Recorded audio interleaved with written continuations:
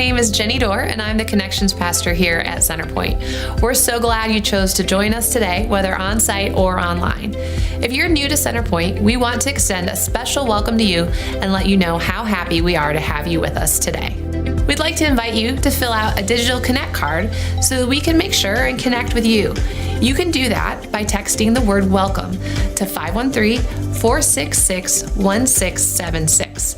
And if you want to know more about Centerpointe, you can text the word information to the same number. Also, if you're new, make sure to stop by the Welcome Center in the lobby, where someone from our Connections team would love to meet you and give you a special welcome gift. If Centerpointe is where you call home, there are 3 ways that you can express your support financially: through the PushPay mobile app, on our website, or in one of the offering boxes around the room.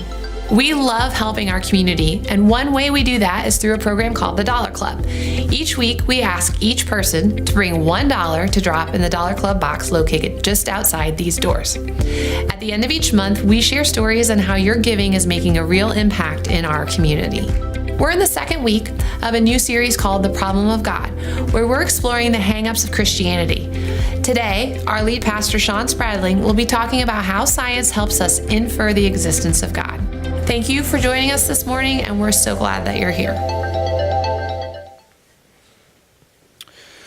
Well, last week we worked through the assumption that faith and science cannot coexist, and what we discovered was that rather than enemies, they are actually friends, that faith and science actually complement one another. They work together, and so if you weren't here, you missed that message, you can go back and watch it online and catch up with us. But we talked about the fact that science can only take us so far, that scientists will tell you that science cannot prove or disprove the existence of God. If it could, then that would end all speculation, all doubt. Everybody would believe in God or nobody would believe in God if science could tell us that, but science can't tell us that. So pertaining to God's existence, science can only lead us to inference.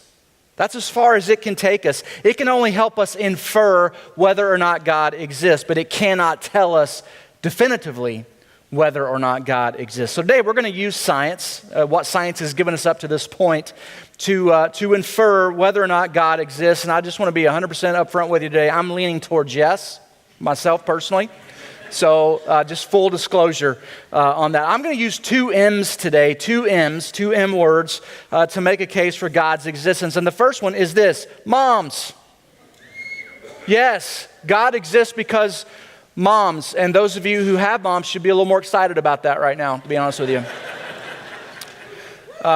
It's still not buying it. That's terrible. It's really bad. Thank you. Yeah. God exists because moms. That really should end the debate right there. I would love to see anybody argue that today. I'd just like to watch that. That'd be a lot of fun. But moms demonstrate this unconditional love for us. That's a reflection of God's love for us. Moms make everything better, don't they? They pick up stuff that's not theirs. They put up stuff that's not theirs. They give up stuff that is theirs. It's just kind of a little reflection of God. So moms, we're just thankful for you today, your unfailing love, your unending patience, your unbelievable grace for us. You are pretty good evidence of the existence of God. And I really am being serious. Let's just think about it. Let's just kind of draw this down. We all come from moms, right? Anybody here not? Just curious. Because even God got here by a mom. Right? You know the story? Joseph was a ride-along. He wasn't even really necessary to the equation. But we're all the effect of the same cause, except for Jesus, the virgin birth kind of thing. But the rest of us are the effect of the same cause. Different moms, same cause. You know what I mean by cause? I don't want to explain that if you don't. Different circumstances, same cause. Some of us were an intentional effect of the cause. Some of us were accidental effects of the cause. Some of us were medical effects of the cause, like in vitro, but all of us are from the same cause. We all had a beginning, and that beginning involved a mama. Nobody got here by any other means. Nobody just became all by yourself.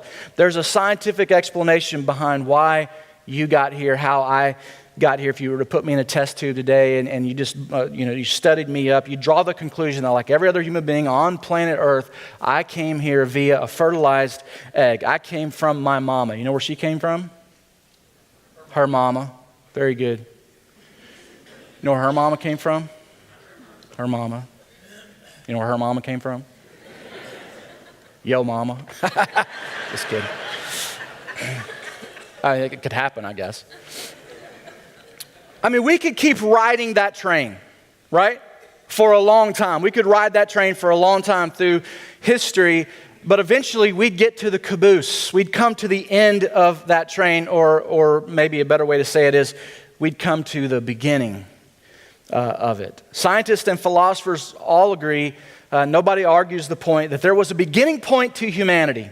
Everybody agrees on that. And when we get to the beginning point, we're going to jump off the train of science, because it can only take us so far, and that's where we jump onto the train of inference. Okay? And inference is one of two things when we get back to the beginning. It's either something or nothing.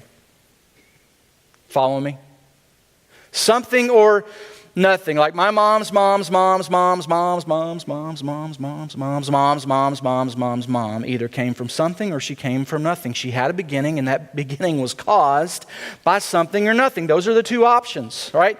I'm not a scientist. I was not a 4.0 student in high school or in college. I took as little math and as little science as possible. When I found out there was no math in Bible college, I was like, I feel called to ministry. Let's go do this, right? And my worst class in college, I got the lowest grade in, was a class called Christian Evidences, which is proving God exists. So here we are, ironically. But I'm pretty certain there are only two options. These are the two options. Like when we take the DeLorean, we fire up the flux capacitor, we go all the way back to the beginning, and we stand on the precipice of the starting point of humanity, we're going to find these two options. And that's it. Science operates on a concept called contingency. It's the idea that something that exists is contingent upon something else that existed outside of it. So my existence is contingent upon my mom. Your existence is contingent upon your mom. If not for her, you would not exist. If not for my mom, I would not exist. And this is a fact that scientists and philosophers and atheists and believers all agree on, that everything has a cause. Everything has a cause. Something cannot come from nothing. It's impossible. Something can't come from nothing. Now, nothing can produce something, but nothing cannot produce something. David Hume is a name that you may be familiar with. He was an 18th century scientist and a skeptic. He said this. He said, I never asserted such an absurd proposition that anything might arise without a cause. Here's what he's saying. If we go all the way back to the beginning of moms, we're going to find something. That moms exist because something existed outside of them. So the question is this: what's the first cause? What's the first cause? We're just kind of breaking this down. There has to be a non-contingent, uncaused something that had no beginning. That's where we are. That's where scientists goes. Most atheists and evolutionists would say the universe itself is that something. It's the first cause. It's always existed, and everything else is an effect of the universe as the first cause. But in 1929, a guy named Edwin Hubble looked through his telescope, and he saw further than anybody had ever seen in space. And he noticed something. He observed that the galaxies were moving further apart from each other, and that the universe was expanding. And as scientists piggybacked on this conclusion, on this discovery, they concluded that the galaxies were in fact moving apart from each other due to a massive explosion. Now, what happens when you throw a rock in a pond? There's a ripple effect, right? The rock hits the water. There's a first ripple, then there's another ripple, then another ripple, and it just keeps moving out from the center of impact. And cosmologists have confirmed that there was a center of impact to the universe, that all of the galaxies, all the stars, all the planets, all the matter that exists had a common point of origin that came from a single cosmic explosion that we have come to know as what? The Big Bang. The Big Bang. The explanation for the origin of the universe, this explanation, the Big Bang, is accepted in all major fields of science. Now, it was originally rejected by the scientific community because it sounded really familiar to how Genesis explains the beginning of the universe. The Big Bang in Genesis sounds like this: in the beginning, God created the heavens and the earth. Now the earth was formless and empty, and darkness was over the surface of the deep. And the Spirit of God, remember that, the Spirit of God, was hovering over the waters. And God said, let there be light. And what? No. Bang! There was light. Okay, don't forget the bang. Very important. The only thing I don't know about the Big Bang Theory is if humans didn't exist at the time, would it have made a sound? Okay, would it have... Sorry, I'll be here all day. But set that aside, all right? We're just following science right now. And where is science leading us? It is leading us to the conclusion that there was a beginning, and it's leading us to the first ripple. And science is so important. Science has drawn the conclusion that based on the Big Bang Theory, the universe is not the first cause, but that the universe is the first ripple. The universe is not the rock. The universe is the effect of the rock. Now, obviously, not everybody's convinced of that. That's why there's debate, right? For the last 90 years, ever since Hubble's discovery, people have been coming up with explanations, different ways to explain how the Big Bang Theory didn't need a contingency. It wasn't contingent on anything. It could happen all by itself, outside of itself. And the most widely accepted theory is known as the nothing hypothesis. The nothing hypothesis. And when asked how the Big Bang happened, what caused the Big Bang, those who subscribe to the nothing hypothesis, they explain it this way: nothing. That's their explanation. Nothing happened. But the problem with that theory is this: that something can't come from nothing. Something can't come from nothing. A few months ago, the fire alarm went off here on a Sunday morning. And if you'd asked me what caused that and I said nothing, what would you say? You're an idiot, right? Maybe you wouldn't say that to my face, but you'd think he's an idiot. Because something had to cause it.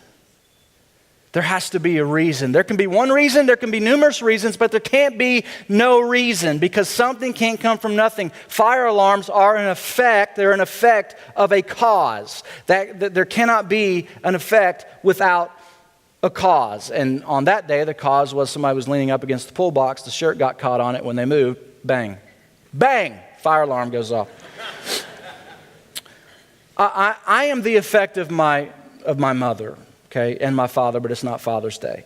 And she's the effect of her mother. And if you follow that all the way back to the first ripple, logical and rational thinking says the first ripple was the effect of the first cause. You can't conclude that nothing happened. Something happened. All right, and this is just where science leads us. Francis Collins is a name that you may not recognize, but he mapped the human genome. He led the way in decoding human DNA, and he wrote a book called The Language of God, and he writes this in the book. He says, the Big Bang cries out for divine explanation. It forces the conclusion that nature had a defined beginning. I cannot see how nature could have created itself. Only a supernatural force that is outside of space and time could have done that. So he's suggesting that God is the first cause. And some would say, okay, if everything has a cause, then what caused God? Nothing. Wait, but you just said something can't come from nothing, so that doesn't make any sense. That's correct, unless that something is supernatural. Unless it exists outside of time and space. And this is where a lot of people get hung up. This is probably where some of your scientific friends get hung up. In our minds, only natural things make sense. Only natural things that can have scientific explanation. That's the only thing we can wrap our mind around. We can't wrap our head around the supernatural. So the supernatural can't be explained by science. But science can only take us so far. That's what we have to understand. And science has taken us as far as saying definitively that the universe is not the first cause. So we're left with inference. That's it. We're left with inference. All right, and inference is filled in by faith. Either nothing was the cause or something was the cause. And so we believe, as followers of Jesus, that something had to be God, because nothing really can't be an option. Nothing is irrational. To believe that nothing was the cause is a bigger leap of faith than to believe that the cause was a supernatural divine being. Both of those conclusions require faith, because science can't prove it. So it's either my faith is in nothing or my faith is in something. Those are the options. If you believe that nothing caused the universe, then you have really nothing to build your life on. And this is the challenge. Right? This is the challenge of the nothing hypothesis, is that it's not only irrational, it's unemotional.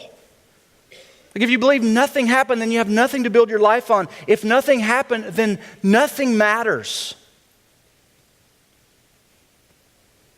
So I want to shift from the cosmological evidence, which we've only scratched the surface of. We could keep going down this trail and talk about balance and talk about design and talk about physics, but I want to transition to the anthropological evidence. Anthropology is the study of human beings, and everything within our human operating system rejects this notion that nothing matters.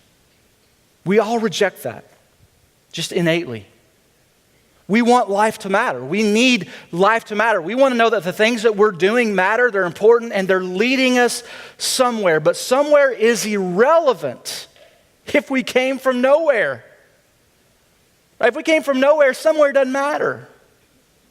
Because if we came from nowhere, we're going nowhere. So where do your emotions come from? Have you ever thought about that? Where does your sense of fairness come from? Now, last Saturday, the most exciting 2 minutes in sports turned into a 20-minute debacle as we waited for the verdict to come in of whether or not Maximum Security committed a foul. And when the decision came in to disqualify Maximum Security and Crown Country House as the winner, there was a reaction from both trainers and both jockeys. One side visibly upset, one side elated, one side feeling cheated, one side feeling justified, and the drama is still going on. You know who did not give a rip? The horse. And me. Maybe some of you, but the horses, they weren't pacing back and forth. They weren't accepting interviews. Listen, my father-in-law is a thoroughbred trainer. They don't breed thoroughbreds to win. They breed them to run. And to run really fast. And these horses did that. They ran really fast. The bell rang, because the bell rings like Pavlov's dog, right? So the bell ringing is the trigger. They hear the bell, they're off to the races. They run as fast as they can around a track, and at the end they get a prize. It's a stack of hay. Not a bunch of roses from Kroger. They could care less about the roses. They just want to eat. That is it. Here's my point. They have no sense of winning and losing. They have no sense of fair and unfair. They have no sense of emotion outside of survival. I'm just going to run because I get food. And that's $1 billion industry. It's crazy, isn't it? There's only one species on the planet that cares more than just about surviving. Only one. The Homo sapiens. You. And me. Why is that? Why is that? Have you ever thought about this? But if we came from nothing, why do we care about anything? Why do we care about anybody other than ourselves? Why do we care about right and wrong? Why do we care about fair and unfair? Why do we care about good and evil? And even a better question is, how do we know what's right and wrong? How do we figure that out? See, this is the question of morality. Right? That's the second M, moms and morality. The fact is, morality exists. We all have this innate sense of right and wrong. C.S. Lewis, many of you know who C.S. Lewis is. He was an atheist most of his life. And he came to believe in God on the evidence of morality. It was morality that caused him to become a Jesus follower. Then he went on to write a book called Mere Christianity, which is a book about the evidences of God. And in it he writes this: everyone has heard people quarreling. I just heard it a while ago outside in the hallway. It's crazy. Even at church. It was kids, by the way. They say things like, how'd you like it if anyone did the same to you? That's my seat. I was there first. Now, what interests me about all these remarks is that the man who makes them is not merely saying that the other man's behavior does not happen to please him. He is appealing to some kind of standard of behavior which he expects the other man to know about. It looks, in fact, very much as if both parties had in mind some kind of law or rule of fair play or decent behavior or morality about which they really agreed. Who told us? Our moms did. Who told them? Their moms. We're back on the same train. Going to the same place because the Big Bang didn't just produce matter like moms, it produced morality. All in a single instance. And the point that Lewis is arguing here is that rules are innate, they are predisposed. Now, what happens at bedtime when you take a toy away from your toddler? Moms, anybody experience this? Tears, crying, all the feels, all the emotions. Because, you know why? Because that's a foul. That's a foul on your part. You imposed a new rule on a predisposed rule. The predisposed rule is, this is in my hand, therefore it is mine. It belongs to me.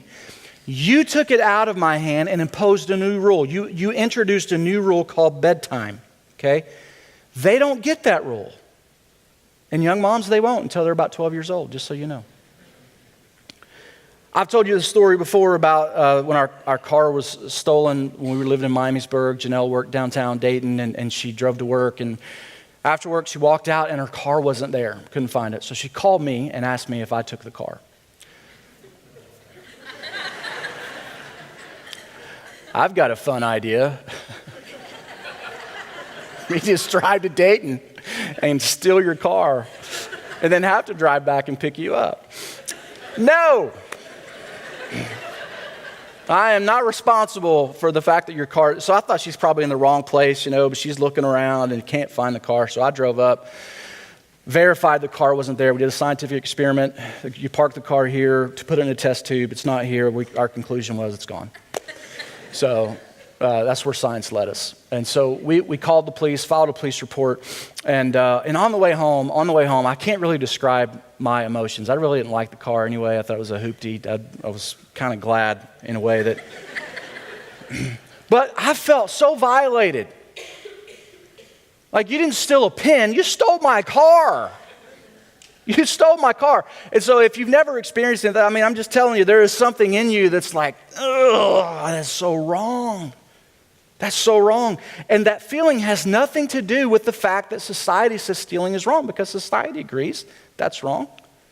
It has nothing to do with that. Society has also declared that speeding is wrong too. I don't get the same feeling when you zip by my car going 80 that I did when somebody stole my car. You know why? Because a speed limit is an imposed rule.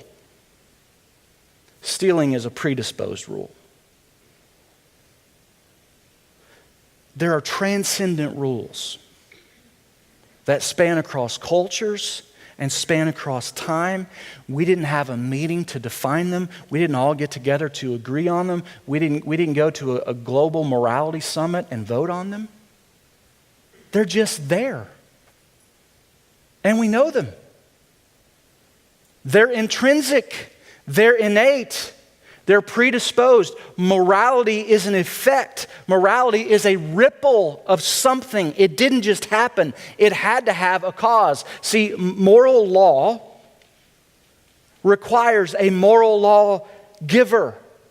Somebody had to set that rule and then hardwire us to know intrinsically that the rule exists.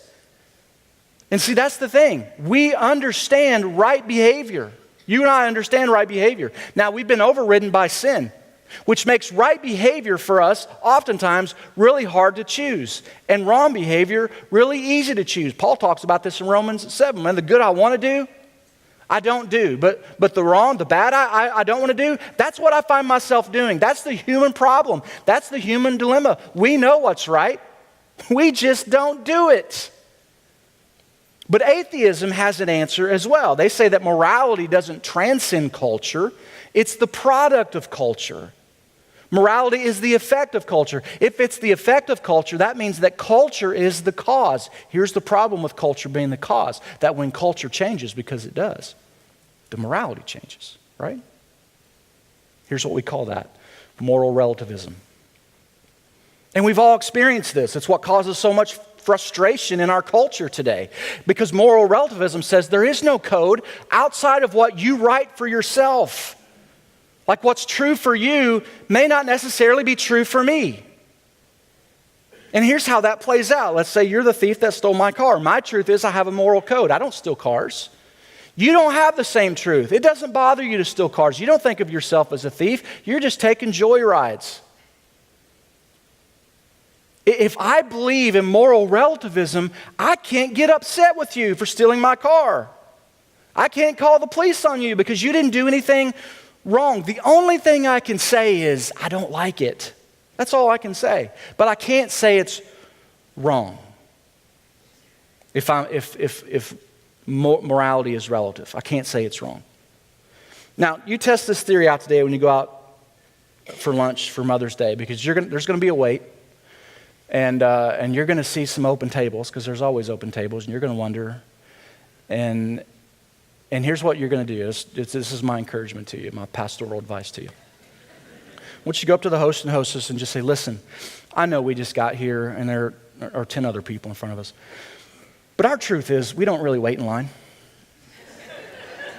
And so we're just going to go ahead and take the table of 4 over there. And by the way, we don't go to Center Pointe Christian Church. That's not where we came from. So just see how that works out. We'll find out really quickly in the restaurant who believes that morality is relative. I mean, that's the thing. If you believe this, you have no right to ever be upset with anybody for anything. Not when people cut line in front of you at a restaurant, not when people cut you off in traffic, not when people steal your stuff, not when people say rude and disrespectful things to you, not when people lie to your face. All you can say is you don't like it. You can't say it's wrong. But let's not stop there. Let's just ride this train and see where it goes. You wouldn't abuse women or children, but don't interfere with your neighbor. That's not his truth. You're not a racist. But don't be upset with other people who believe that one race is superior to another. I mean, Hitler was just living out his truth. Right? You're a one-woman man, but don't impose that on your sons. They can decide for themselves what their relationships and boundaries should look like. Oh, but Shawn, that's extreme. That's different. Well, what makes it different? What makes it extreme? Who decides that? Who sets that rule? You see where this train goes?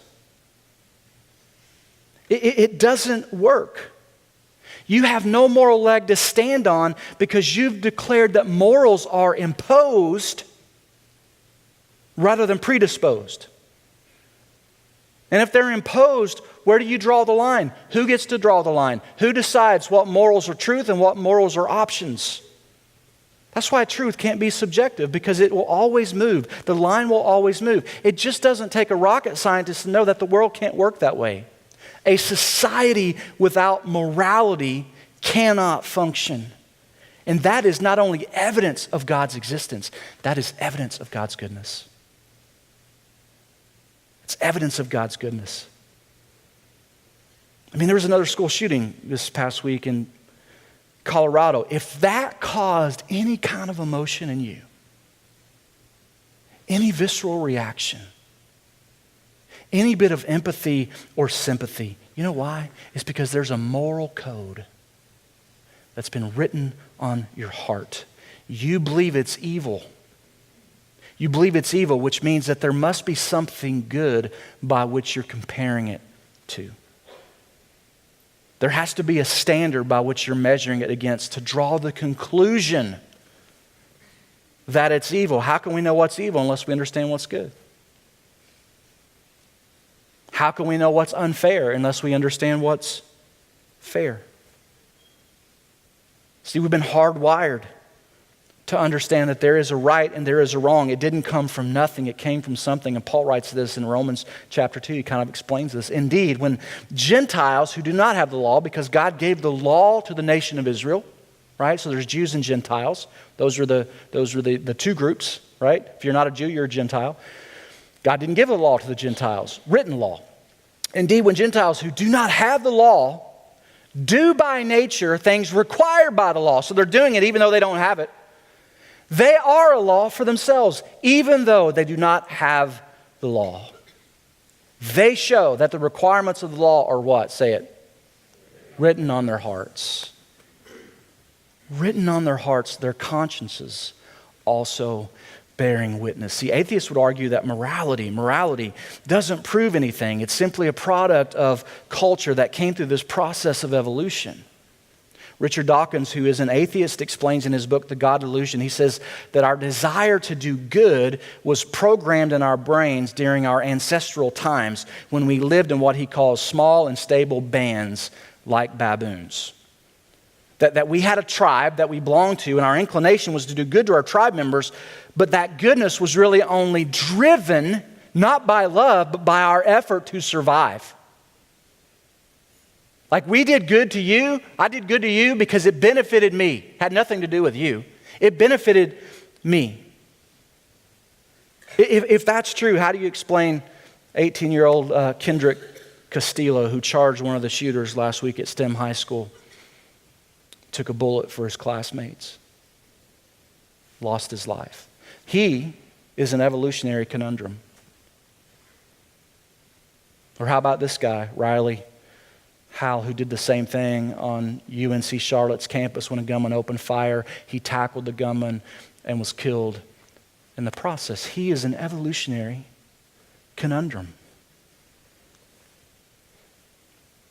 The natural reaction to situations of evil, it is self-preservation. We're absolutely hardwired for survival, but here's my point. That's not the only thing that we're hardwired for. We were created in God's image, which means we are hardwired for good. And these two young men did good. They are hailed as heroes because of their sacrifice. Evolution has no answer for this behavior, but creation does.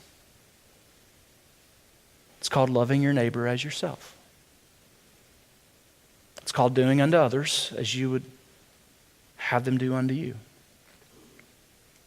Tim Keller wrote a book called The Reasons for God, another great resource if you're looking to dig deeper. He said this: for evolutionary purposes, hostility to all people outside one's group should be widely considered moral and right behavior. Yet, today we believe that sacrificing time, money, emotion, and even life, especially for someone not of our kind or tribe, is right. If we see a total stranger fall into the river, we jump in after them or feel guilty for not doing so. How many times have you thought, I wish I would have done something, right? How can that trait have come down by the process of natural selection? Such people would have been less likely to survive and pass on their genes. In other words, all the good people would have died off because of their goodness. And only unloving people would be left. Is that what you experience? Every day, just a bunch of unloving, unkind, selfish people? Because that's not my experience. I mean, yes, there are evil people in this world, but there's a lot of good people, loving people, sacrificial people, humble people. Where's that come from? There's people like my mom.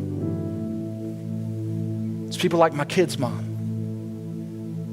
It's people like your mom. It's all the moms in this room who give themselves day in and day out because they just want to make the world a better place for all the people around them. They love unconditionally. They become a beacon of moral light in a world that is increasingly immoral every single day. And they do it. Here's the thing. They do it because something inside them says that what they do matters.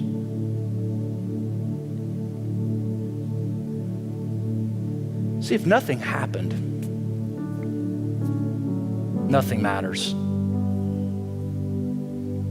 Not even motherhood.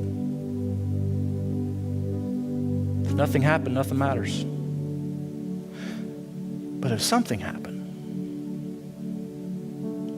everything matters.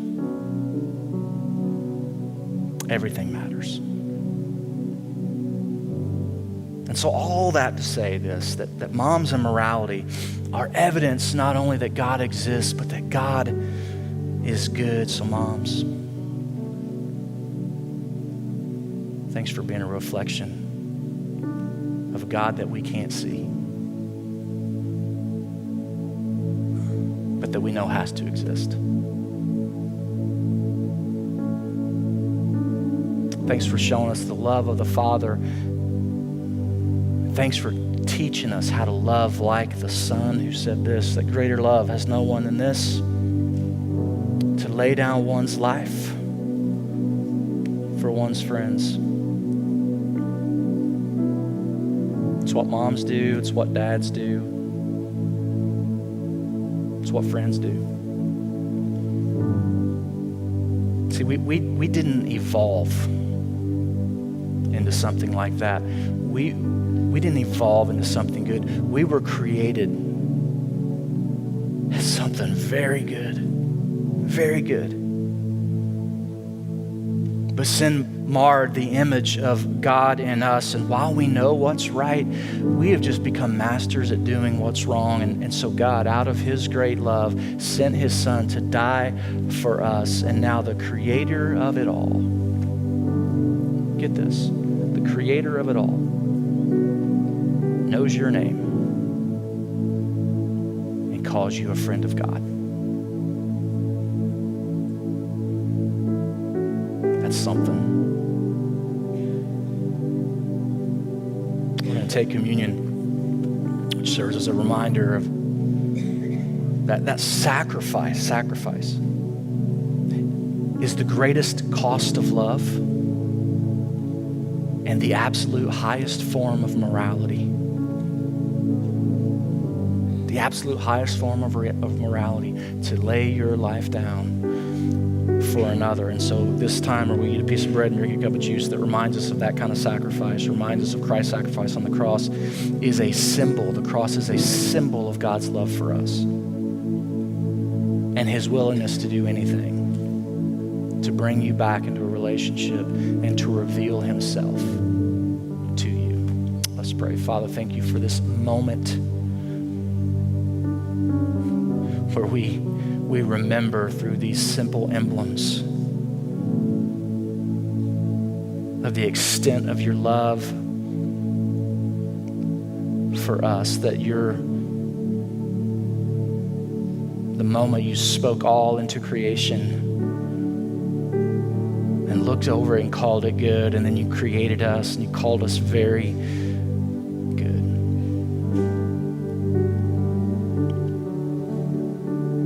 And considered us worth a cross.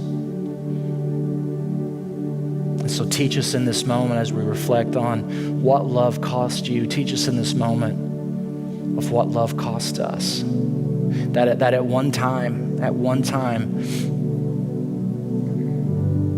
the way your followers loved people changed the world.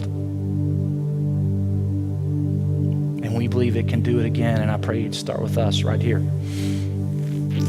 in this moment. In Jesus' name.